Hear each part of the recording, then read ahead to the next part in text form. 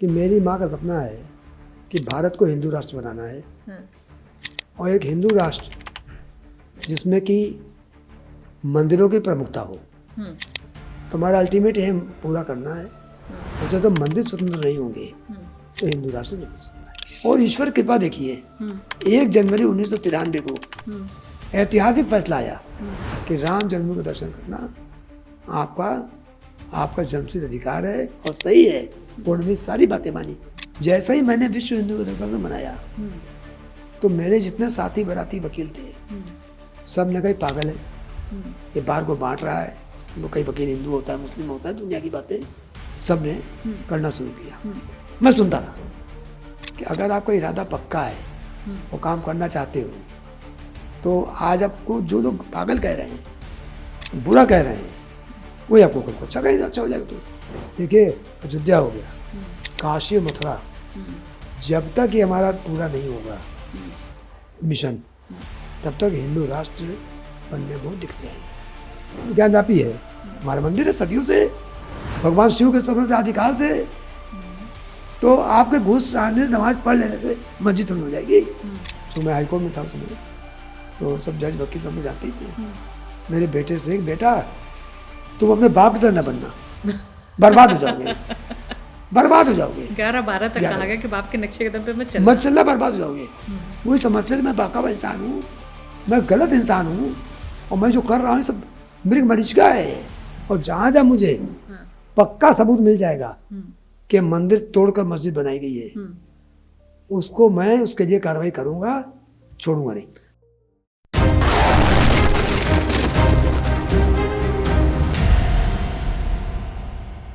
1992 का साल था। एक तरफ बाबरी मस्जिद गिराई गई थी तो दूसरी ओर एक युवक के सिर से माँ का साया उठ गया था। बेटा टूट गया था लेकिन बिखरा नहीं था। और जिस दिन माँ की 13वीं हुई उसी दिन वो दोगुनी ताकत के साथ इलाहाबाद हाईकोर्ट के सामने खड़ा हो गया। उसने कोर्ट के सामने एक दलील दी कि भगवान राम के दर्शन करना हर हिंदू का जन्मसिद्ध अधिकार है।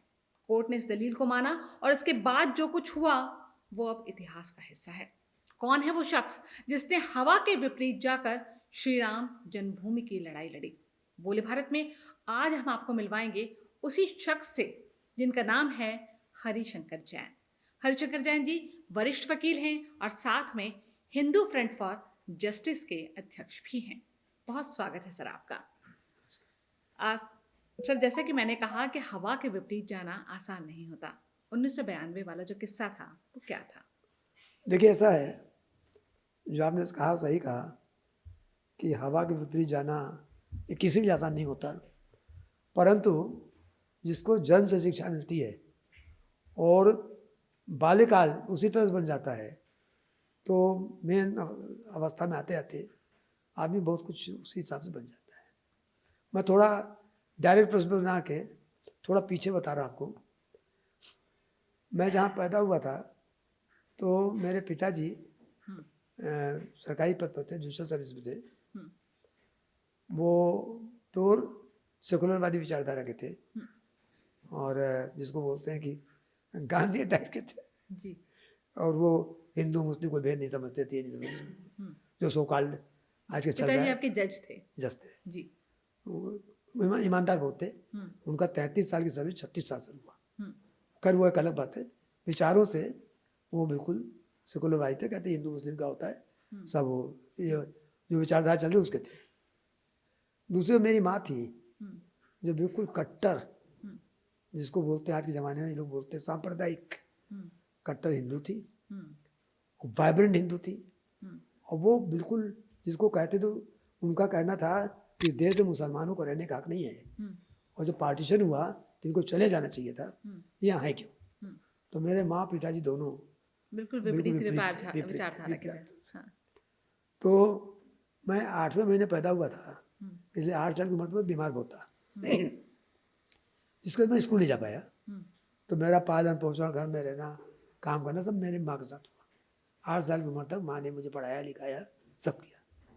तो उसका फ़ायदा ये हुआ कि उन्होंने मुझे पूरा हिंदुत्व पढ़ा दिया। इतिहास में क्या क्या हुआ था, एक एक अलाउद्दीन खिलजी के समय से, जौहर से लेके मोहम्मद बिन कासिम का जो 707 में आक्रमण हुआ था, इतना मुझे आज भी जबानी याद है सारा। उन्होंने एक एक काल के औरंगजेब के इनके उनके सारे तुगलक का और मैं कितना नाम लूँ, जितना मुगल काल में और मुस्लिम काल में इस्लामिक आक्रांताओं ने किया है शुरू से अंत तक। 1707 शुरू होता है मोहम्मद बिन कासिम का अकबर सिंध पर, और 1707 औरंगजेब के साथ ख़त्म होता है, और उसके बाद जो बाद चल रहा है। तो मेरी माँ ने जो है मुझे पूरा इतिहास, रक्त रंजित इतिहास बता दिया जी 1547 में बंटवारा हुआ था, किस ढंग से हिंदुओं की लाशें यहाँ आई थी, कितनी दर्दनाक हालत थी उस समय की, वो सजीव वर्णन मुझे किया। और उन्होंने मुझे एक एक चीज़ें ऐसी ऐसी बता दी इतिहास की, जिसको कि उस समय पढ़ाया नहीं जाता था, रोक दिया गया था। कांग्रेस गवर्नमेंट ने, यानी पंडित नेहरू की गवर्नमेंट ने जानबूझकर हिंदुओं को मिसगाइड करने के लिए सब इतिहास से मिटा दिया था। पर मैं भाग्यशाली हूँ कि मुझे उस समय स्कूल जाने का मौका नहीं मिला, और मेरी असली शिक्षा मेरी माँ ने की। तो मेरा 11 साल की उम्र पहुँचते पहुँचते मेरा पहला एडमिशन 11 साल की उम्र में कुशीनगर इंटर कॉलेज कसिया में, उसको कसिया बोलते थे, अब कुशीनगर हो गया, कसिया बोलते थे, मेरा वहाँ हुआ था। उसमें मेरी उम्र 11 साल की थी, और 11 साल की उम्र तक कि पहले मैं घर पर पढ़ा था। उसको मुझे फ़ायदा ही हुआ कि जो बच्चे नहीं जानते इतिहास के बारे में आज के ज़माने में, और धर्म के बारे में, हिंदू धर्म क्या है, वेद क्या है, हमारे उपनिषद क्या हैं, मनुस्मृति क्या है, वो सब मुझे 10-11 साल तक मोटा मोटा ही नहीं करे, बहुत पारंगत हो गया था, पर हाँ एक मोटी मोटी बात मालूम पड़ गई थी, नींव पड़ गई थी नींव आपके। पड़ गई थी। यस। और वो विद्रोह की वो अंगारा जिसको बोलते हैं, मानो लौ मुझे दे दी थी, और भविष्य का रोड मैं मुझे बता दिया था कि तुम्हें ये करना है। तो राइटली और रॉन्गली मैं बाई बर्थ माँ से बहुत अटैच था, और उन्होंने मुझसे वादा लिया था कि तुम्हें करना है। तो मैंने कहा ठीक है, मैंने उनको वचन दिया था। तो उन्होंने ये कहा था कि आप ये लड़ाई लड़ेंगे। लड़ाई लड़ना है और यही काम जिंदगी करना है। हाँ, उन्होंने कहा था कि आप जज नहीं बनेंगे, आपके कोई पिताजी पोस्ट आपको नहीं जज देंगे। बनाना चाहते थे, जी। लेकिन उन्होंने कहा आप वकील बनेंगे। मेरी माँ ने कहा कि आपको तुम्हें जो है यहीं रहना है और जनता के बीच में रहना है, पद वत जितना मतलब, तो पद से कोई मतलब नहीं है, और पद के पीछे कोई जाना भी नहीं। लड़ाई अगर पद पर चले जाओगे तो लड़ाई नहीं। उनका तो एक बात उन्होंने बहुत अच्छी कही कि अगर मान लो कुछ दिन तुमने लड़ाई की और पद मिल गया तो क्या करोगे? तो मुझसे कहा पद मत लेना कभी। तो मुझे ऐसा क्यों? कहे देखो, जब सत्यनारायण जी कथा होती है तो कथा होती तो बैठे रहते हैं, और जैसे कथा खत्म हो जाती है तो प्रसाद बढ़ गया, लोग चले गए तो कथा फिर कोई नहीं देखता। तो कथा अनंता चलती रहे, यानी काम बराबर चलता रहे, प्रसाद पा जाओगे जिस दिन, पद पा जाओगे, काम रुक जाएगा। और जब तक ये देश हिंदू राष्ट्र बन जाए तब तो कोई पद मत लेना, ईदी का हिंदू राष्ट्र मत लेना, हिंदू राष्ट्र जब तक न बन जाए तो कोई पद मत लेना, वरना ये गाथा रुक जाएगी। तो ये मेरे दिमाग में इतना भर गया था कि मुझे करना है। इसलिए मैं कभी किसी पद की तरफ, किसी नौकरी की तरफ, जज वज की तरह से बारी न करते। शुरू से मेरी इस पद की कोई वैल्यू नहीं थी, क्योंकि मेरा तो नशा सवार हो गया था। मुझे तो हिंदू राष्ट्र का काम करना है। उनका ये प्रण था कि देश को हिंदू राष्ट्र बनाना है, जो गलतियां हुई वो पूरी हो। तो जब सन 89 में अयोध्या केस ट्रांसफर होकर लोअर कोर्ट से हाई कोर्ट आ गया, मैं उस समय लखनऊ में जो गलत कर रहा था, तो किस्मत खुल गई, या कहीं भगवान ने मेरी किस्मत खोल दी। तो जब केस वहाँ आया तो मैं हिंदू महासभा वकील होके मैं उसमें आ गया। जब मेरे पिताजी को मालूम हुआ, उस समय मैं 15 साल का वकील हो गया था, करीब करीब 14-15 साल का, तो मगाद भी मैं अच्छी पिकअप कर लिया था। तो मेरे पिताजी बहुत चाहते थे कि तो 10 साल और मेहनत करोगे तो अच्छा प्रमोशन मिल जाएगा। मेरी माँ कहा नहीं, तुम इसमें रहो, उधर मत जाना। फिर उन्होंने मुझे सचेत किया, मैं आ गया। उसके बाद तो कई घरेलू बातें, जो हुआ सो हुआ, माँ पिता की लड़ाई हुई, मैं इसमें आ गया। और 89 से मैं ये अयोध्या केस मैं जब से आया 2019 तक, सुप्रीम कोर्ट तक 30 साल मैं उसमें लगातार वकील रहा। तो चूंकि हिंदू तो भरा हुआ था, उसका करने का जज्बा था। तो जब ये ढांचा टूटा जिस दिन, ये बात है 6 दिसंबर 1992 की, तो हुआ ये कि मेरी माँ उस दिन उधर ढांचा गिरता रहा, सुनती रही गुम्बद गिरा, और बहुत खुश हुई, और इतनी खुश हुई कि तीनों गुम्बद गिरते गिरते उनको ब्रेन हेमरेज हो गया उसी दिन खुशी के मारे। मतलब ओवर खुशी हो गई है कि ये बहुत ज़्यादा, कोई चीज़ ज़्यादा हो जाती तो हो जाता है, या ब्लड प्रेशर बढ़ गया, जो भी रहा भगवान जाने। तो रात तक उनकी हालत ख़राब हो गई। 7 दिसंबर को सुबह जो हो गया, फिर 13 दिन करने के बाद मैं गया। 13वीं के बाद हमने कहा माँ को सबसे बड़ी श्रद्धांजलि यही है। आप उसी दिन गए थे? 13वीं जैसी करनी, 14वीं जिस दिन 14 दिन था मैं गया, और कोर्ट में पहला काम किया कि ये मुकदमा दाखिल किया। हमको माँ को सबसे बड़ी श्रद्धांजलि होगी, उनकी आत्मा को शांति मिलेगी, ये काम करूँगा। तो और सबसे बड़ी बात सुनिए, आप पहले शख्स है जिन्होंने कोर्ट में जाके कहा कि भगवान राम के दर्शन करना यस ये हर हिंदू का जन्मसिद्ध अधिकार है। ये पहला केस आपने फाइल किया था? यस। तो ये 6 दिसंबर, वो 21 दिसंबर मैंने फाइल किया जी। ये आप देखिए, केस में भी भगवान की कृपा देखिए। 25 दिन में छुट्टी होने वाली थी, जारी छुट्टी होती 8 दिन की। तो कोर्ट से मैंने कहा, रिक्वेस्ट की कि हम सब अर्जेंट मैटर है और राम जन्मभूमि का मामला है, इसको सुन लीजिए।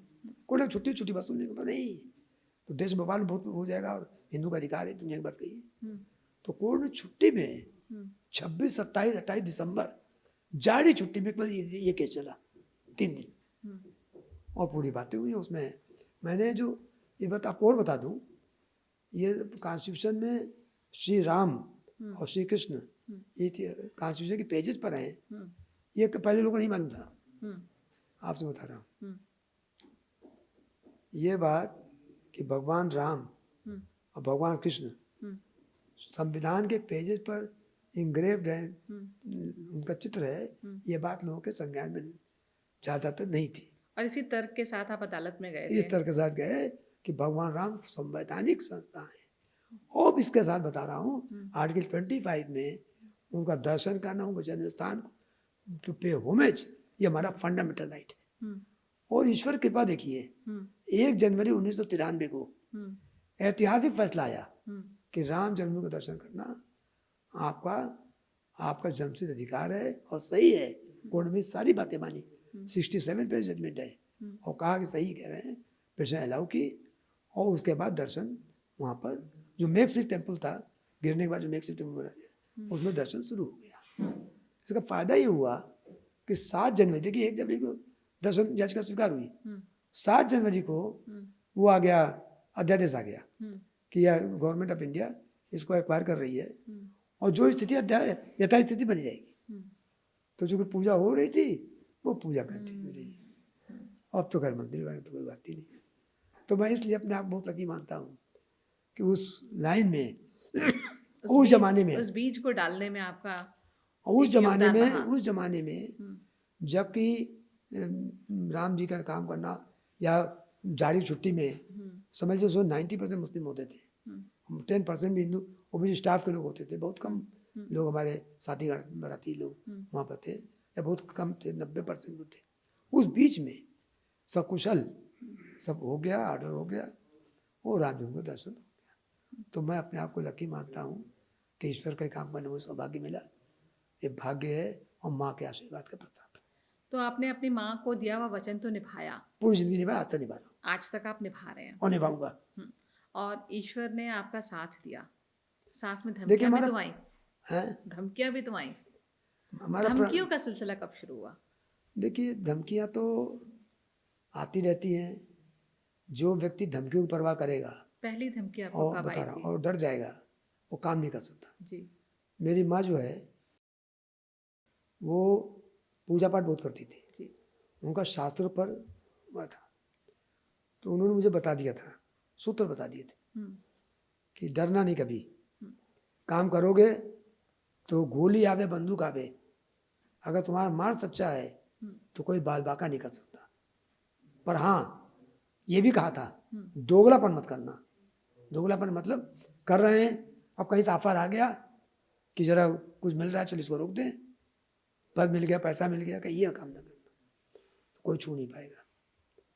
वो बात मुझे माँ की दिल में घुस गई, और मैंने उस दिन से आज तक जितने काम किए हैं जो धमकी आई हूँ कि भैया जो करना सो कर लो, मेरे को कोई फर्क नहीं पड़ता, मुस्कुरा के कुछ हो जाता हूँ। वो आता मैं डरा नहीं, और जो काम मुझे कर रहा हूँ करना होगा वो मैं सब करूँगा। क्योंकि मेरा विचार ये है कि इस धरती पर भेजने वाला ईश्वर है और बुलाने वाला ईश्वर है। जिस दिन ईश्वर को बुलाना होगा उस दिन धरती कोई बचा नहीं सकता, और जो तो वो चाहेगा नहीं कोई हटा नहीं सकता। किस तरह की धमकियां आपको मिली हैं सर अब तक, कहाँ कहाँ से? अब ये तो देखिए, इसको ना पूछे तो अच्छा है। पर हाँ, जो भी है, अब क्यों बात, जब मैं धमकी परवाह ही नहीं करता तो मैं उसको क्यों अपने दिमाग में लाऊं? क्यों मैंने उसकी परवाह ही नहीं की। परवाह करता तो याद रखता, या जब उसे झूठ बताने के लिए चोरी बात बता दूं। बहुत बहुत है, भूल गया, कितना भूल गया। मैं रखूं क्यों जब उसकी परवाह ही नहीं करनी है। आदमी को दिमाग वो चीज़ रखनी चाहिए जो कि उसको परवाह करनी है। जब मुझे बात की परवाह ही नहीं करनी है तो मैं याद क्यों रखूं। अच्छा, वो दौर था जब आपने ये लड़ाई लड़ी, या जब आप छोटे थे, आप कॉलेज में आए, स्कूल में थे, जब एक तरीके से अछूतों, अगर आप ऐसी सोच रखते हैं अपने धर्म के प्रति, तो आपको एक तरीके से अछूतों की तरह आपसे व्यवहार किया जाता था। मैं आपके बारे में कहीं पढ़ रही थी कि एबीवीपी के नाम से बुकिंग्स नहीं होती थी आपकी यूनिवर्सिटी में। आप एबीवीपी से जुड़े हुए थे, या इसके बाद भी जब आपको लगा कि आप एक राम मंदिर की लड़ाई लड़ रहे हैं, इस तरह के केसेस को आप ओपन कर रहे हैं, तो आपको एक तरीके से बॉयकॉट करने की कोशिश की जाती है, इस हाशिए पे लगाने की कोशिश की जाती है, आपको लेबल कर दिया जाता है और आप सोसाइटी में फिट नहीं बैठते, जो सोसाइटी के जो देखिए नॉर्म्स ऐसा हैं। है, तो उसको कैसे, किस जब तरह अयोध्या आंदोलन शुरू हुआ जी तो मेरे मन में बहुत ही उत्कंठा थी। तो उस समय जितना ईश्वर शक्ति थी मैं काम किया, जी और मैंने उसमें एक संस्था बनाई, विश्व हिंदू अधिवक्ता संघ। जी मैं उसका जनरल सेक्रेटरी था। तो उस समय बार में, अवध बार में, अवध बार यही लखनऊ की बात जो हाई कोर्ट की है, तूती बोलती थी बाबरी मस्जिद एक्शन कमेटी की, और उसमें कुल 3 या 4 वकील थे कुल जो नेतृत्व करते थे। और उसमें किसी ने नहीं कहा कि बाबरी मस्जिद एक्शन कमेटी गलत है। जैसा ही मैंने विश्व हिंदू अधिवक्ता संघ बनाया तो मेरे जितने साथी बराती वकील थे सब ने कहा पागल है, ये बार को बांट रहा है, ये तो बार, ये तो बिल्कुल अजीब बात है, कई वकील हिंदू होता है, मुस्लिम होता है, दुनिया की बातें सब ने करना शुरू किया। मैं सुनता रहा, क्योंकि मेरी एक आदत है कि जो काम मुझे करना है मैं करूँगा। कोई आदमी मुझे पागल कहे, सनकी कहे, अच्छा कहे, बुरा कहे, इसको जो कहना हो कहे, पर मुझे जो करना मैं तो करूँगा। और मैं चुपचाप लगा रहा। और आप ताजुब करेंगी कि 6 महीने के अंदर संस्था के आधे ज़्यादा मेंबर हमारे बन गए, और हमारा हिंदू अधिवक्ता संघ बिल्कुल रिकॉग्नाइज हो गया, सब लोग मान गए। और उसके जरिए हमने सारी पेटिशंस, यानी समझिए उस समय मुलायम सिंह का जमाना चल रहा था, करीब करीब 35-40 पेटिशन मैंने एंटी गवर्नमेंट की हैं, प्रो हिंदू की हैं। और किस जमाने में, जब मुलायम सिंह का शासन चल रहा था, जय श्री राम का नारा करना, बच्चा बच्चा राम का जन्म का कहने पर रोक हो रही थी, जो पुलिस वाले मारते थे, उस समय उन्होंने काम किया। उस समय शंकराचार्य जी को गिरफ्तार किया गया था, मुलायम सिंह ने गिरफ्तार कर लिया था। बस उस समय क्या था, यह बात है आपकी करीब 12-13 मई की है, वो 1990 की। पूरी बार में साथ आ गई और सब हिंदू साथ हो गए।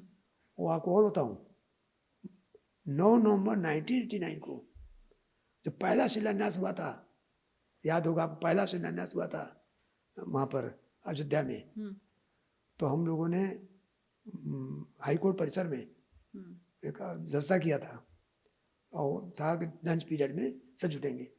पूरा लान भरा हुआ था, कहीं 5-7 हज़ार लोग रहे होंगे हाई कोर्ट में, और सब वहाँ जैसे ही नारा लगाया और कहा ये अयोध्या लेके जाएंगे, जैसे होता था।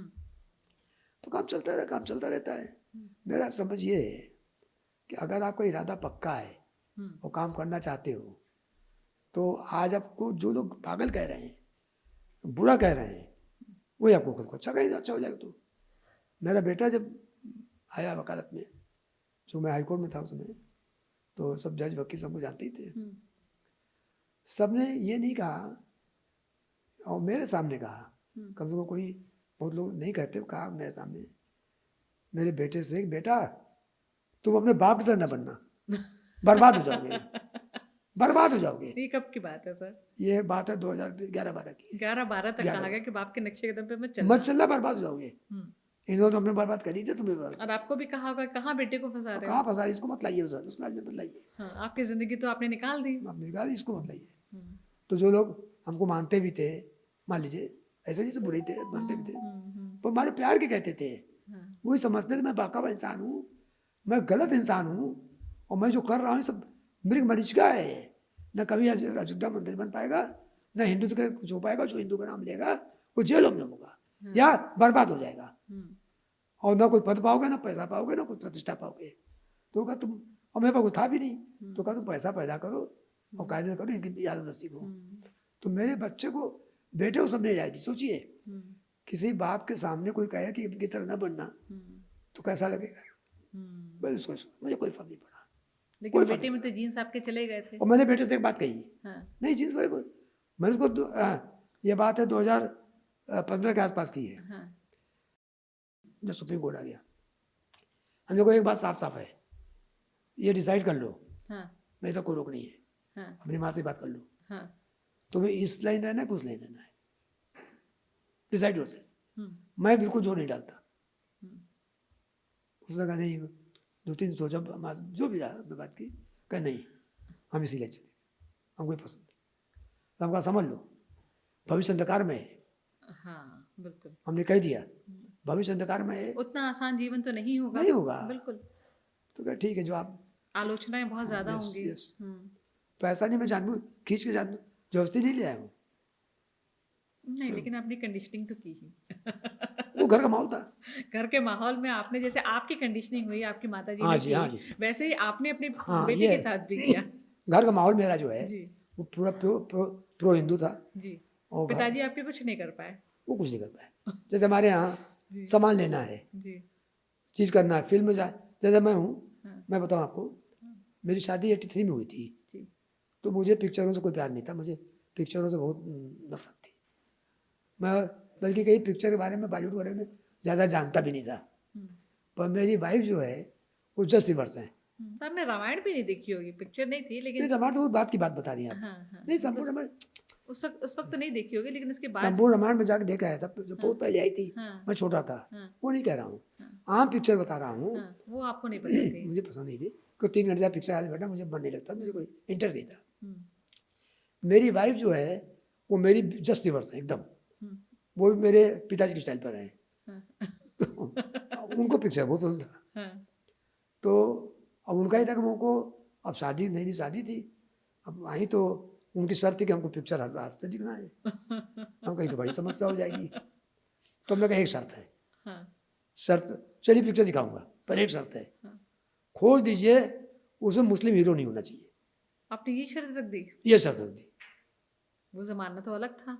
और वो हीरो नहीं होनी चाहिए जो किसी मुस्लिम के साथ गई हो, हाँ, वो आप खोज लीजिए। तो चित भी मेरी, पट भी मेरी। हमने कहा या तो कोई फ्रेंड बना अपना चाहो, हाँ, पर छाट मुझे लीजिए। भूल जाओ। हैं? मुझे भूल मैं नहीं जाओ। जाता, हाँ, हमारे साथ चलना है तो एक शर्त है हाँ, कि वो हमारे प्रिंसिपल का मामला है, कुछ मुस्लिम हीरो नहीं होना चाहिए, हाँ, और जो हीरोइन किसी मुस्लिम के साथ गई हो वो नहीं होना चाहिए। तो वही तो कह रही हूँ, आपने अपनी कर ली, अपनी करवा ली। और वो जमाना था हाँ, बॉलीवुड में जब गुलशन कुमार हाँ, तो थोड़ा उभर रहे थे और मुस्लिम हीरो भी उभर रहे थे, हिंदू हीरो कम हो रहे थे उस राज कर रहे थे, कम हो रहे थे, मुस्लिम हीरो उभर रहे थे। और 1992 मैंने पहली बार कहा था एक भाषण में कि आप लोग बॉलीवुड छोड़ दीजिए, ये भारतीय संस्कृति खराब कर रहा है, और ये जो है हिंदुओं का इस्लामीकरण कर रहा है, और ये सारी जो पिक्चरें बन रही है एंटी हिंदू बन रही है। खूब मेरा पहुँच हुआ था, बहुत सी बातें हुई। एक बार ये भी आया कि गुलशन कुमार की ज्वाला तो आपकी भी होगी, तो मैं ठीक है, जो होनी हो, जो सत्य मन में आएगा वो तो कहूँगा जरूर, जो होना होगा सो होगा। तो मैं ये बता रहा था, तो ये हमने कर दिया कि भाई देखिए ऐसा है कि आप पिक्चर देखिए, मैं दिखाऊंगा, पर वो नहीं होना चाहिए। और अगर ना लाओ तो भूल जाओ मुझे, अपनी सहेलियों के साथ चले जाओ। फिर जाओ, जो अपना कोई दोस्त बनाओ, जो करना सो करो। बहुत सी अगल बगल पड़ोस बहुत लोग रहती हैं। खैर, विरोध झेलने की तो आपको आदत है। अब भाई देखिए काम करना है, चाहे घर हो चाहे बाहर चाहे हो। घर हो चाहे बाहर हो, अब सब जगह विरोध तो अब उसमें हम प्रिंसिपल सेक्रीफाइस कैसे करते हैं? जी तो पिक्चर की बात आपकी सही है, जी तो मेरी बात भी सही है ना। जी क्या मुस्लिम हीरो को नहीं देख सकते? हम उन हीरो को नहीं देख सकते जो मुझसे साथ गई हैं। ये मेरा स्वाभिमान है। सर संभल पर आते हैं। मैंने कहीं पढ़ा था कि आपने ये कहीं मतलब कहा था कि भगवान कल्कि आपके सपने में आए थे सफ़ेद घोड़े पर बैठकर और कहा कि मुझे आज़ाद कराओ। इसके बाद आपने कोर्ट में पिटीशन डाली थी। देखिए ऐसा है कि संभल का सबसे पहले जब मैं अयोध्या केस कर रहा था, हम्म, उस समय पढ़ा था हम्म, कि 3 बाबरी मस्जिद बनी है, हम्म, एक संभल में बनी है, हम्म, एक अयोध्या में बनी है हम्म, और एक पानीपत में बनी है। हम्म, तो अयोध्या का मामला साफ हो गया। हम्म, संभल में दिमाग घूम रहा था हम्म, बहुत दिनों से। एक दिन ऐसा हुआ हम्म, कि संभल से कुछ लोग मेरे पास आए हम्म, कि साहब ये जो है संभल का कुछ कीजिए, आपसे उम्मीद है कि आप भी कर पाएंगे, आप इसको कीजिए। अयोध्या केस जो कर दी थी इसको भी करिए। तो जो कागजात है मैं ज़्यादा संतुष्ट नहीं हुआ उससे। हम्म, हम कहा जाइए, मैं आप जाइए, मैं इसको पढ़ के बताता हूँ। 6 महीना बीत गया, मैं भी आप काम में लग गया, पर मेरे दिमाग में चलता रहा कि संभल करना, संभल करना, संभल करना है। हम्म, ये तो बात सही कह रहे थे वो लोग, बात तो सही कह रहे थे, हम्म, पर वो जो डॉक्यूमेंट लाए थे मैं उससे ज़्यादा संतुष्ट नहीं हुआ था। हम्म। फिर एक दिन रात में ये अनुभूति हुई। ये कब की बात है सर?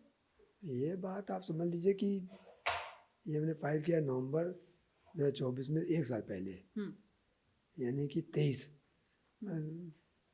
राउंड अबाउट अक्टूबर, सितंबर अक्टूबर की बात है, जी 2023। तो मुझे एहसास हुआ हम्म, कि मुझे कि घोड़े पर कल्कि बाबा जी हैं और वो कह रहे हैं कि सब भूल गए, ये भूल गए। हम्म, बस मैं उठ के बैठा, उसके बाद मुझे नींद नहीं आई रात। उस समय 2:30 बजा था, सो नहीं पाया। फिर मैंने जो आदमी आए थे संभल से उनको तुरंत फ़ोन किया, हम्म। हाँ भाई आप इतने दिन बीत गया, जो वकील की आदत होती है दूसरे पर रखने की, आप लोग कहा तो फिर आए नहीं आप। ये नहीं कहा मैंने कि मैंने कुछ नहीं किया। दूसरे मैंने कहा तो कुछ खोज कर लाइए, जी तो हमने कहा आपसे कहा था खोज के लिए, कुछ लाई नहीं, तो कैसे हो काम बढ़े आगे, डिफेंसिव होने की जगह ऑफेंसिव हो जाना। हाँ फंसे हो जाना। तो उन्होंने ये कुछ कागज और मिल गए हैं, जी तो आइए तुरंत। हाँ, तो उसी संडे को मैंने उनको घर बुला लिया। हम्म, फिर उसको मैं देखा, फिर सारे कागज इकट्ठे किए, हम्म, 2 आदमी को भेजा वहाँ हम्म, मौका देखने के लिए। हम्म, फिर मैं संतुष्ट हो गया कि हाँ वहाँ कल्कि जी का वाकई जो लिखा हुआ है, पद्म पुराण पढ़ा, स्कंद पुराण देखा, सारे मतलब अध्ययन किया, हमारी पूरी टीम है, सब लोग संग देखते हैं। तब मैं हुआ कि नहीं सोचा सही, तब मैंने उसके बाद किया और जो कुछ हुआ तो आपके सामने। नहीं हुआ तो ये भी था कि आपने शायद किसी पंडित जी से एक मुहूर्त निकलवाया था कि एक ऐसा मुहूर्त है जिसमें इस तरह के नक्षत्र जो होंगे और वो शायद पता नहीं कितने लाख साल में एक बार वो मुहूर्त आता है और आपने उसी मुहूर्त में वो याचिका दाखिल की थी। अब वो तो ये भी व्यक्तिगत, सच है। अब ये व्यक्तिगत बात है, इसको छोड़ दीजिए। सर व्यक्तिगत तो कुछ नहीं है सर, सब तो पब्लिक डोमेन पर में है। पर जो है मुकदमा हुआ, जी सफल हुआ तो अच्छा मुहूर्त है। तो ये भी सच है, हम मान के चल रहे हैं तो कि वो एक मुहूर्त था। मैंने इसको 19 नवंबर को जी दाखिल किया जी और सब कुछ हुआ। हाँ पर एक बात सही है कि वहाँ कल्कि जी हाँ का प्रभाव है, हाँ वो आज नहीं तो कल हाँ ये मंदिर जो है हाँ ये हमको मिल के रहेगा। हाँ और यही नहीं, हमने जितने मुकदमे किए हैं, हम्म, मथुरा का किया है, हम्म, श्री जन्मभूमि का, कृष्ण जन्मभूमि का, हम्म, मथुरा का चल रहा है मेरा, हम्म, ताजमहल का चल रहा है, कुतुब मीनार का चल रहा है, हम्म, भोजशाला का चल रहा है। हम्म, सारे मुकदमे मेरे को 100% के हम्म, सुनवाई होगी, आगे बढ़ेगा हम्म। तो मामला गया आएगा। अच्छा संभल का मामला सर इसलिए भी मुझे इम्पोर्टेंट लगता है कि ये एक ऐसा मामला है जिसमें याचिकाकर्ता आप खुद हैं जी और जो लॉयर हैं वकील हैं वो आपके सुपुत्र हैं। ऐसा होता नहीं है, ये कैसे है? होता है, जी ऐसी बात नहीं है। तो इसके पीछे सर क्या मंशा ये है? उसमें 5-6 हमारे साथ जी 6 पिटिशनर और हैं, जी सब लोग मिलके 8 जी आदमी हैं। जी देखिए ऐसा है, अल्टीमेट एम क्या आपको बता दूं, हाँ सारी बातों का लबोलबाब हाँ अल्टीमेट एम क्या है। हाँ मैंने शुरू में बताया था कि मेरी माँ का सपना है कि भारत को हिंदू राष्ट्र बनाना है, हाँ, और एक हिंदू राष्ट्र जिसमें कि मंदिरों की प्रमुखता हो। हम्म, तो हमारा अल्टीमेट एम पूरा करना है। हम्म, और जब तक मंदिर स्वतंत्र नहीं होंगे हम्म, तो हिंदू राष्ट्र नहीं बन सकता है। हम्म, तो हम मंदिरों को हम्म, फिर पुनर्जागृत करना है हम्म, और उन मंदिरों को वो वैभव देना है हम्म, जो वैभव उनका था। हम्म। अच्छा सर, ज्ञानवापी की बात करते हैं। जब मैं रिसर्च कर रही थी तो मुझे ये पता चला कि वहाँ की पिटीशन दायर करने से पहले, दाखिल करने से पहले, आपने कुछ लोगों को अंदर भेजा ये पता लगवाने के लिए कि वहाँ की स्थिति क्या है। जब आपको पता चला जी वहाँ पे शिवलिंग है, तब आपने पिटीशन फाइल की। देखिए, काशी की बात जो है जी। वो बड़ी आपने अच्छी पूछी। हाँ। मैंने जब ये काशी, मतलब आपने किस तरह से प्लान करके करते हैं कि आपको लगा कि एक खबर मिली तो आपने एक पत्रकार की तरह अपने जो है सोर्सेज को लगाया, और लगाने के बाद जब खबर कंफर्म हो गई तो फिर आपने उसे नहीं जो नहीं, मैं है। सारे कार्य जो है जी। वो ठोस सोच विचार के ठोक पीट के देखने के बाद जी। तब करता हूँ। कच्चा काम मैं करने का आदी नहीं हूँ। जी। चाहे देर, मैं कहा देर बहुत लगती है। जी। सबसे बड़ी बात ये है, जी। जब मैं मुकदमा दाखिल कर रहा था, करने वाला था, हम्म, या बता दूं, हम्म, मैंने काशी में हम्म, 6 केस दाखिल किए थे हम्म, पहले। I am sorry, 5 civil suits, hmm, 5 civil suit दाखिल किए थे। जी। ये बात थी 2021 की। हम्म, तो पता नहीं कहाँ से भगवान ने क्या दिमाग में दिया। तो मैंने कहा कि इसमें जो है माँ श्रृंगार गौरी का मामला है, हम्म, और माँ है तो नेक्स्ट फ्रेंड या माँ की आराधना के लिए हमें किसी स्त्रियों को बुलाना चाहिए, लेडी पिटिशनर हो। हम्म, तो मैंने 5 लेडी पिटिशनर को बनारस से बुलवाया, हम्म, वो समझाया बात की, हम्म, और वो 6वां मुकदमा था, हम्म, उसको दाखिल किया। हम्म, वो ठीक है, आपने जो कहा कि जब मैं उसमें बहुत कुछ समझ गया, पता पा लिया, हम्म, हमारी इंटेलिजेंस ने सारा काम कर दिया, हम्म, क्योंकि लिखना भी सही सही है ना, हाँ, हाँ, और फ्यूटाइल काम करने से फायदा क्या। हम्म, तो सब हुआ, और देखिए 16 मई हम्म, 2022 को हम्म, उसमें वजू खाना में हम्म, जहाँ ये लोग कुल्ला करते थे, पानी भरा हुआ था, हम्म, पानी निकलवा नहीं रहे थे, हम्म, बात नहीं कर रहे थे, हम्म, कहे पानी निकलना ही नहीं होना है। हम्म, और वो जो है हम्म, पूरा का पूरा शिवलिंग सामने आ गया, हम्म, एरिया सील हो गया, वजू बंद हो गया। और ये नहीं हुआ, 1 साल बाद हम्म, 1 फरवरी 2024 को जो ब्याज तहखाना था हम्म, वो पूजा शुरू हो गई हम्म, और चल रही है, हम्म, वो भी हो गया, हम्म, बंद करा दी थी। हम्म, मुलायम सिंह ने 1992 में जब अयोध्या ढांचा गिरा था तो वही पूजा बंद करा दी, सबके घेर लिया था। हम्म, तो वो पूजा भी शुरू हुई, हम्म, शिवलिंग भी मिला, पूजा भी शुरू हुई। हम्म, पर अभी मेन लड़ाई बाकी है। हम्म, अभी मेन लड़ाई ये है कि जो ज्ञान व्यापी सोकाल मस्जिद हम्म, का जो ढांचा खड़ा है, हम्म, ये हटाकर हम्म, भव्य भोलेनाथ का मंदिर बनाना है। हम्म, ये हमारी दिली आकांक्षा है, हम्म, और इसीलिए कार्य कर रहे हो, करेंगे। हम्म, को जब तक बनारस, देखिए अयोध्या हो गया, हम्म, काशी मथुरा, हम्म, जब तक ये हमारा पूरा नहीं होगा हम्म, मिशन, हम्म, तब तक हिंदू राष्ट्र बनने बहुत दिक्कतें आएंगी। हम्म, हिंदू राष्ट्र बनने जरूरी है कि यहाँ पर दोनों जगह रिवाइवल हो हिंदुत्व का, हम्म, क्योंकि ये तोड़ी इसलिए गई थी, हम्म, अयोध्या काशी मथुरा तोड़ी इसलिए गई थी हम्म, कि हिंदुओं के मेन स्थान है ये, हम्म। और इनको तोड़ दिया था कि हिंदू डिमांड नहीं जाए। सरकार के एजेंडे में भी ये 3 जो स्थान है ये सबसे ऊपर है। परंतु मैं बता दूं, हम्म, सरकार का क्या मैं नहीं जानता हूँ, हम्म, मेरे एजेंडे में 3 नहीं है, हम्म। वो 30,000 भी हो सकते हैं, हम 3 में रुकने वाले नहीं है। तो क्या मैं मान के चलूं कि जो आपका जो इंटेलिजेंस है आईबी जो आपने चला रखा है अपना निजी रूप से, वो पूरे देश भर में उनके लोगों को यस, आपने पूरे लगा देश में रखा काम है? कर रहा है। वो वेस्ट बंगाल में काम कर रहा है, तमिलनाडु में काम कर रहा है, आंध्र में काम कर रहा है, बिहार में काम कर रहा है, हर जगह है। हाँ, और जहाँ जहाँ मुझे, हाँ, मध्य प्रदेश में भी है, हाँ, जहाँ जहाँ मुझे पक्का सबूत मिल जाएगा हम्म, कि मंदिर तोड़कर मस्जिद बनाई गई है, हम्म। उसको मैं उसके लिए कार्रवाई करूंगा, छोड़ूंगा नहीं। मथुरा में भी आपने यही किया था, वहां पे भी आपने मुआयना करवाया था कि यहाँ पे Yes. हिंदू मंदिर के सबूत हैं कि नहीं है। Yes. वो क्या कहानी है सर, ये कब की बात मैं है? पूरा वीडियो रखा हुआ पहले का। जी, ये कब की बात है, किस तरीके से आपने इसे एग्जीक्यूट किया? वो अभी मुकदमा चल रहा है, इसलिए अभी मत पूछिए उस पर, हम्म, मुकदमा चल रहा है, जी, वो अभी बाद में दिक्कत हो सकती है। जी, पर मैंने पूरा वीडियो बनवा के हाँ, सब इकट्ठा करने के बाद हाँ, तब किया है। केस चल रहा है, मालूम पड़ जाएगा। हाँ, और कि जन्मभूमि भी स्वतंत्र होगी हम्म, और काशी भी स्वतंत्र होगा। हम्म, और साथ साथ हम्म, जितनी मंदिरें बड़ी बड़ी, हम्म, खास तौर से हम्म, जो तोड़ के मस्जिदें बनाई गई हैं, हम्म। वो एक एक स्वतंत्र होगी, कोई बचेगी नहीं, सब होगी। सिर्फ ये लड़ाई बहुत बड़ी है और इसमें धमकियां आना बहुत ही स्वाभाविक है। किस तरह की धमकियां आपको आई और आपकी बेटी को भी अब धमकियां आती हैं? किस तरह की धमकियां, देखिए, कैसे आप हैंडल करते हैं, कैसे आप अभी मैंने चीज़ों आज को? बताया जी। कि जो चीज़ ग्राह्य करने वाली हो हम्म, वो यहाँ रखिए, हम्म, और जो ग्राह्य करने वाली ना उसको ऊपर से हटा दीजिए। हम्म, तो धमकी वमकी हम लोग कोई ग्राह्य करते नहीं है। हम्म, धमकी देना काम धमकी देना है, हम्म, हमें काम करना अपना काम करेंगे। जो प्रभु को पता होगा सो होगा, ईश्वर की इच्छा। पर धमकी से रुकना हाँ, और डरना हम्म, ये कायर का काम है। हम लोग कायर नहीं है। संभल में विवादित इमारत के अंदर आपके जो बेटे हैं, पुत्र हैं, वो मौजूद थे जब वहाँ पे हालात खराब हो गए। तब कैसे, मतलब क्या लगा था आपको? आसान था? कहीं मुझे ना कहीं पूरी मन में डर तो आता है मुझे ना? कोई कभी मैं डर ही नहीं आज तक।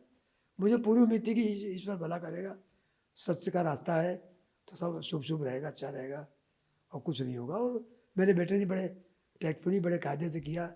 अब जो झूठा आरोप लगा दिया गया, झूठा आरोप के साहब इन्होंने वहाँ दंगा नारा लगाया, तब दंगा हुआ, हम्म, जबकि वीडियो रखा हुआ है। हम्म, कोई मेरे बेटे कोई नारा नहीं लगाया, कुछ नहीं किया।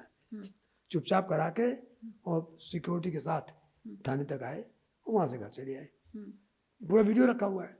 पर विरोधियों ने झूठ बोल दिया, इनको अखिलेश यादव ने झूठ बोल दिया हम्म, कि साहब इन्होंने विष्णु नारा लगाया, हम्म, उनके ट्विटर हैंडल पर है। हम्म, तब तो कहने वालों की ज़्यादा है, तो हम लोग झूठ बोलते नहीं है, न झूठ बोलते तो फर्क पड़ते हैं। हम्म, और एक बात आपको और बताओ जो सबसे महत्वपूर्ण है, हम्म, आज जो हिंदुत्व का काम करता है, हम्म, बहुत लोग करते हैं, मैं किसी का नाम नहीं ले रहा हूँ, हम्म, या करना चाहते हैं या करेंगे, उसमें धन उगाही शुरू हो जाती है। तो मैं बता दूं आपको, केवल मैं हूँ, मेरा मेरी टीम है, मेरे साथ कोई दूसरा, मतलब मेरी जो अपनी टीम है, या कहें मेरी जो अपनी हरिशंकर जी टीम है, हमारी टीम के अलावा हमारा किसी से कोई न समर्थन न विरोध है। और न मैंने किसी से आज तक अपील की कि मुझे पैसे दो, और न मेरे फंड में किसी ने, न मेरा कोई फंड है, हम्म, न मैंने कोई फंड बना रखा है कि भैया अकाउंट नंबर फला में डाल दो। हम्म, तो इसलिए कह रहा हूँ कि बहुत लोग करते हैं, बहुत ऐसा होता है, तो समझते होंगे, कहने वाले कहते हैं, पर मैं सच्चाई है कि हमारे पास मैंने कोई अपील नहीं की आज तक। मैंने मतलब मेरे बेटे ने भी कोई अपील नहीं की, न हमने कहा कि हमारा अकाउंट नंबर है, इस पैसे डाल दो। और न हमारा कोई अन्य कोई टीम है, हमारी अपनी टीम है, हमारा अपना काम है। ज़्यादातर केसेस आप जो है मुफ्त में लड़ते हैं। जहाँ तक मेरी जानकारी है 100 से ज़्यादा मुकदमे हैं जो आप लड़ रहे हैं अभी विभिन्न अदालतों में।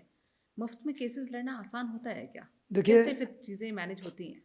अब तक हमारे पास रिकॉर्ड के हिसाब से हम्म, मैंने टोटल 218 केस हम्म, करीब दाखिल किए होंगे। जी, बहुत से डिसाइड हुए, कुछ पेंडिंग है जी, हिंदू संबंध में। पर आज तक किसी में भी एक पैसा, हम्म, किसी क्लाइंट से मैं हिंदुत्व के काम में हम्म, एक नया पैसा नहीं लिया है। हम्म, अगर खर्चा दे दिया तो दे दिया, इसलिए भी वो भी लिया हम्म, कि वो इसको ना लगे, अपनी इंसल्ट ना हो, हम्म, इन्वॉल्वमेंट रहे। हम्म, पर मैंने किसी से एक पैसा फीस दे दी।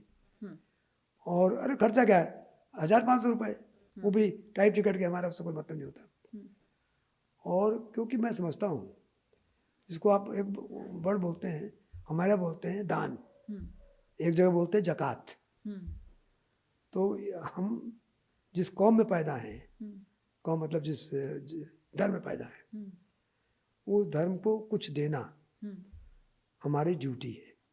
जैसे हमारे हिंदू शास्त्र में जिस जमीन पैदा हुए, धरती माँ कर्ज है, राष्ट्र का कर्ज है, माँ पिता का कर्ज है, हमें समाज को तो लौटाना ही चाहिए जो हमें समाज ने समाज का दिया कर्ज हमें। है। बिल्कुल। मैं समाज में पूरे समाज की बात नहीं करता हूँ। जी। मेरा समाज पूरा जी, समाज नहीं है, जी, मेरा समाज लिमिटेड है। जी, और मेरा समाज केवल हिंदू समाज है। जी, मेरे समाज में पूरा देश का सारा समाज शामिल नहीं है। तो जो हिंदुत्व है, हिंदू धर्म के लोग हैं, तो उस धर्म के प्रति, जिस धर्म में पैदा हूँ, उसको देना, उसके लिए कार्य करना मेरी ड्यूटी है। मैं अच्छा कर सर, रहा हूँ। आपने ये कहा कि आपकी लड़ाई 3 मंदिरों तक सीमित नहीं है। देश भर के 30,000 मंदिर होंगे, 40,000 मंदिर होंगे, आप जितने उन भी आ सबके जाए, लिए हाँ, लड़ाई लड़ेंगे। यस। मोहन भागवत कहते हैं कि हर मस्जिद में मंदिर ढूंढने की ज़रूरत नहीं है। ज़रूरी नहीं है कि सारे मामले जो हैं मुकदमे आप अदालतों में लेकर जाएं, और जो लोग ऐसा कर रहे हैं वो पब्लिसिटी के लिए कर रहे हैं। आप इस बारे में क्या सोचते हैं? नहीं तो ठीक कहा उन्होंने कि मस्जिद में ढूंढिए ना, हम्म, हम तो मंदिर मस्जिद ढूंढ रहे हैं, हम मस्जिद मंदिर कहाँ ढूंढ रहे हैं? नहीं, अभी तो मस्जिद बने हुए हैं ना सर, नहीं जिसमें नहीं, आप मंदिर ढूंढ रहे आप हैं। कह रहे हो मस्जिद, मस्जिद है कहाँ?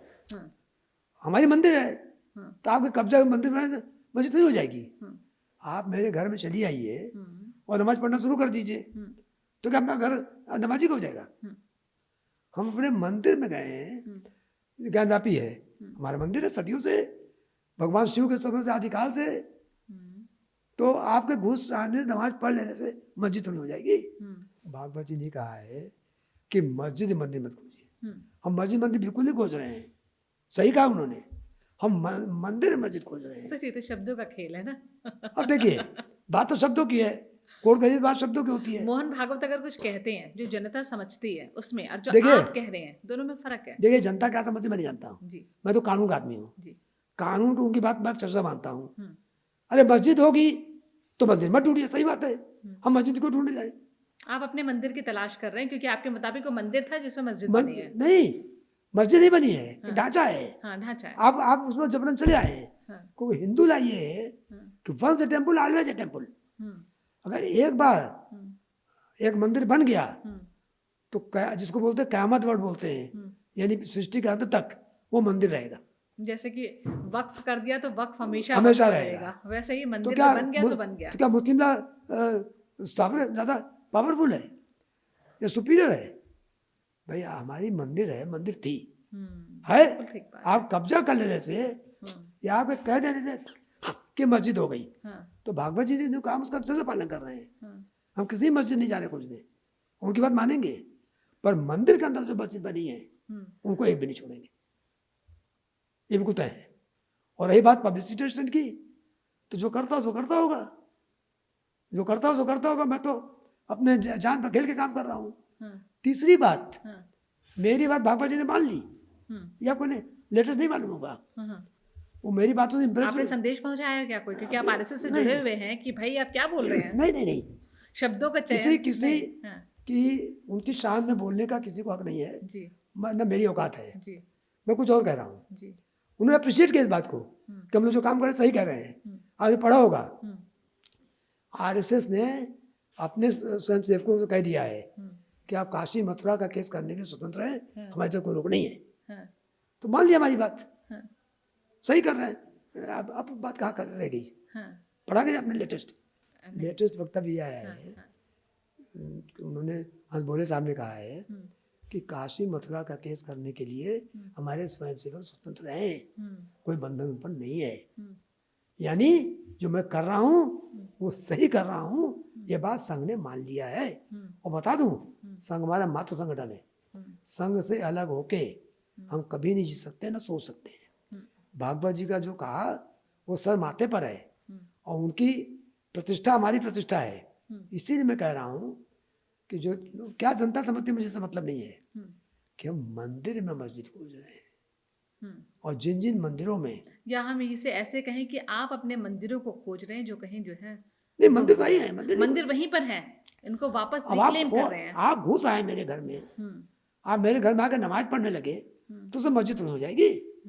तो ऐसे तो आप एयरपोर्ट जाते हो, एयरपोर्ट में एक प्रार्थना कक्ष बना होता है, वहाँ लोग नमाज पढ़ते हैं, तो कोई कहेगी ये मस्जिद हो गई। तो नमाज पढ़ने से मस्जिद नहीं हो जाती, जब तक कि अब वो दिखाइए पहले, हम मान जाएंगे कि साहब ये वक्फ प्रॉपर्टी है, ये हमारे बाप दादा ने वक्फ की, हमारे नाम ये जमीन है, तो पहले साबित कीजिए कि वक्फ है, हम मर जाएंगे, साबित तो कीजिए। आज तक मेरे किसी मुकदमे में लिखित बता रहा हूँ, मुसलमानों ने एडमिट किया है कि कोई वक्फ डीड नहीं है। कब आई कोई नहीं जानता, किसने वक्फ की कोई जानता। और मुस्लिम लॉ है कि अगर मस्जिद बनना है तो वक्फ प्रॉपर्टी पर ही बनेगी, ऐसे नहीं मस्जिद जामन वहाँ बना आपने मस्जिद बना ली। तो भाई कोई हिंदू ला मानोगे, मुस्लिम ला मानोगे। एक तीसरा ला होता है मनमानी ला, और लठ का मनमानी ला, मनमानी ला या लठ, मेरी लाठी मेरी भैंस, इसको कहावत है। हाँ, तो तीसरा तो नहीं मानेंगे। हाँ, भाई हिंदू ला मान लो, मुस्लिम ला मान लो, आप ही के लिखा है। और हिंदू ला में लिखा है कि once a temple always a temple, हाँ, और who is prior in time. हाँ, जैसे मान लीजिए आप कह रहे हो कि मस्जिद है, हाँ, मैं कह रहा हूँ मंदिर है, हाँ, तो पहले जगह पहले कौन था?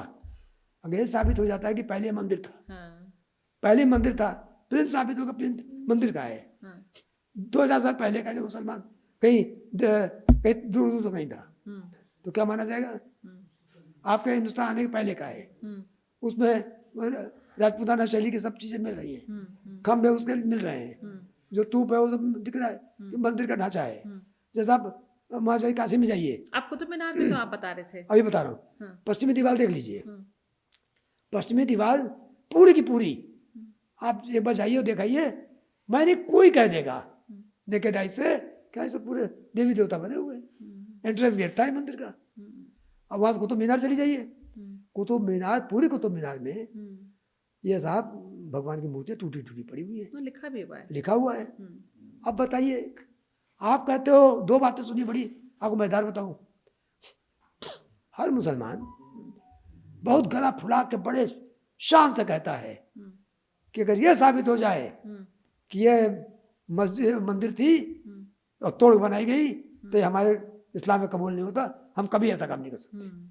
और जब साबित होने की बात आती है तो हम दंगा कर देंगे, देश में शांति मच जाएगी। कौन कहता है ये बात कि इन मस्जिदों का मामला कर रहे हैं देश में शांति मच जाएगी? इसका क्या मतलब हुआ? सुनवाई केस की ना हो, एप्लीकेशन केस सुनवाई ना हो, मेंटेनेबल नहीं है।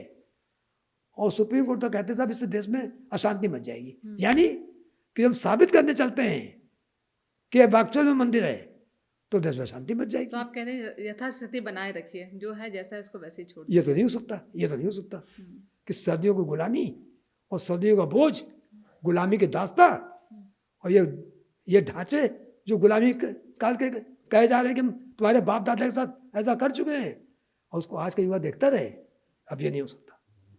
हम लोग जाग चुके हैं, मामला कहीं से कहीं चल चुका, देश आगे बढ़ चुका है। तो हिंदू जाग चुके हैं। अब इस शब्दों की बाजीगरी में आपको कोई जवाब तो है नहीं। जैसे आपने मोहन भागवत जी की बात का जवाब दिया, वाकई वो आपने लाजवाब कर दिया। अदालतों में भी आपके साथ ऐसे वाकई हुए होंगे जब आपके जो है विरोधी पक्ष के जो वकील रहे होंगे, वहाँ उनको आपने लाजवाब किया होगा, या उनकी किसी लॉजिक में, उनके किसी तर्क में आपने कुछ ऐसा ढूंढा होगा कि उनकी बात को आप काट दें और अपने हक में इस्तेमाल कर लें। ऐसे कोई वाकई हो तो जरा आप शेयर करेंगे? अब देखिए, कोर्ट की बात कोर्ट तक रहने दीजिए, मैं अपने आप अपनी बातें बताऊँ अच्छा नहीं लगता।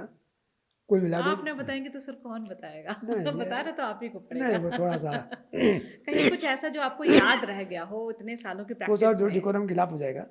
मैं कोई बट कोई ऐसी चीज जो आपको लगता है कि आपको नहीं, लगा हो कि ये मैं बहुत ही अपने से दिलचस्प वाकया रहा हो? मैं अपने से अपनी बारे में जी, मैं खुद नहीं बता सकता, जी, वो चीज़ सही नहीं होगी। जी, मैं इतना कह सकता हूँ हाँ, कि हम तो जितना लिखा रहता है उस पर जानते हैं, हाँ, और ये जो युद्ध चल रहा है, जो कार्य चल रहा है, हाँ, ये चलता रहेगा, मंदिरें हमको मिलेंगी। हम्म, और यही नहीं है, हमने दूसरा स्टेप और लिया है हम्म, कि मंदिर तो चल ही रहा है, हम्म, जो जो कानून हिंदू विरोधी हैं हम्म, उन सारे कानून रद्द कराने के लिए हम कोर्ट जाएंगे और जनता जागरण करेंगे। जैसे मैं आपको अभी बताया था कि वफ़ का मामला सबसे पहले मैंने 2018 में छेड़ा, जी, आज 18/6/24 6 साल हो गया, हम्म, 6 साल बाद आज फल मिला। हम्म, ऐसे बहुत से मुद्दे जो मैं छेड़ने जा रहा हूँ और उससे जन जागरण होगा और कानून बदलेगा। अगला कौन सा मुद्दा होगा सर? ये इसी बता- पॉडकास्ट में हम जान लेते हैं ताकि ये पता तो चले कि अगले कुछ सालों में कौन सा मुद्दा गर्म रहने वाला है। आने वाला है, आने वाला है, आने वाला है। तो आपकी नज़र किस पर है? बहुत से हमारे हिंदुओं के साथ बहुत जातियाँ हो रही हैं जी, और कितने कानून ऐसे हैं जी, जो कि लोगों को दिमाग नहीं है, जी, मतलब लोग ध्यान नहीं दे रहे उस पर। मैं नहीं कोई गलत कहेगा, सारी दिमाग की बात नहीं कह रहा हूँ, मतलब ध्यान नहीं उधर, लोग अपने रोजी रोटी में लगे हुए हैं। पर उन कानूनों को पढ़ने की बारीकी से ज़रूरत है, जो हिंदू विरोधी है उन कानूनों के खिलाफ एक्शन लेना, ये हमारी ड्यूटी है।